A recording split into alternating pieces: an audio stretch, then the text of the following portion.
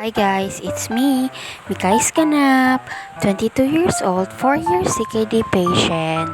Tara, samahan nyo pala ako ngayong araw. May natanggap pala tayong ayuda ngayong araw, kaya eto, pupunta tayo doon. Pero sa may city siya. Tamang antay lang pala tayo dito ng masasakyan. Siguro nasa alas 9 na pala to ng umaga. Sobrang init talaga nung araw na to. Ilang minutong palang pag-aantay ay nakasakay na pala tayo at papunta na pala tayo sa may city. Nung nakasakay pala ako sa van, punuan na pala kaya medyo masikip. Higit isang oras ay nakarating na pala kami sa may city proper. Hindi naman siya gaanong traffic. Nung dumating pala ako, ay dito pala ako bumaba sa may Santa Cruz at sasakay pala tayo ng tricycle papunta sa KCC Mall. Ako lang pala tong mag-isa. Sobrang init talaga nung araw na to.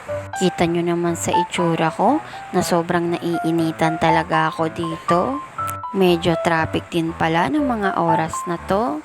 O diba, tingnan nyo, medyo traffic talaga.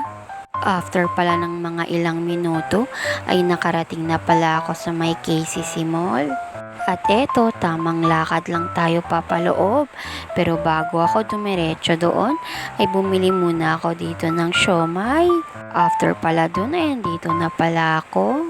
At natapos pala ako dito nang magla-lunch na pala. Kaya naisipan ko na palang kumain dito. Ako lang pala to ngayon mag-isa.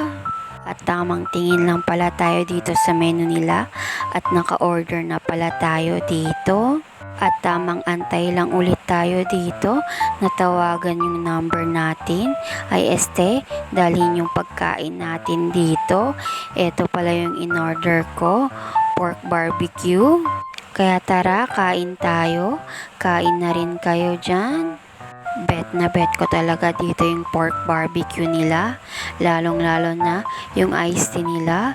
Sobrang paborito ko talaga.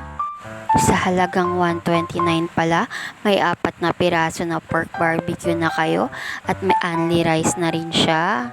After ko palang kumain dito, ay dumaan muna ako sa may Miniso. Bibili muna ako ng earphone ko. After ko palang bumili, ay eto, pauwi na rin pala ako. Maghahapon na rin pala neto. Kaya napag-isipan ko na talaga na uuwi na pala ako. At eto, nasa paradahan na pala tayo ng van at pauwi na rin pala tayo neto. Kaya hanggang dito na lang. Bukas ulit. Salamat!